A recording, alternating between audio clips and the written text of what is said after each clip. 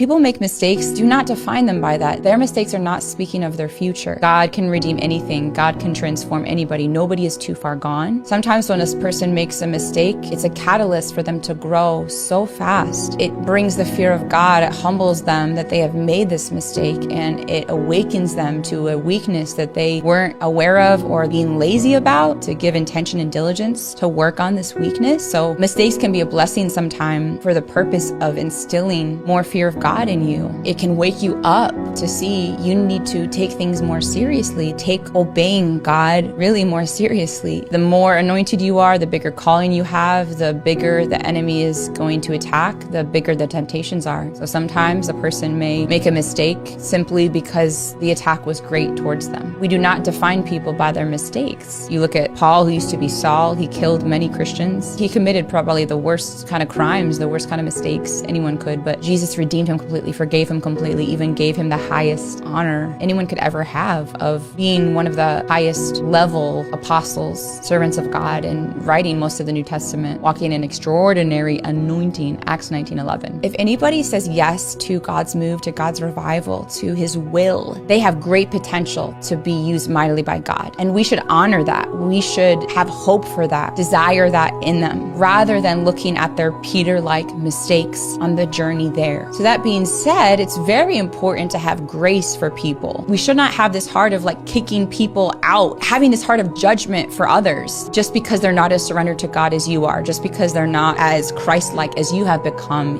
yet.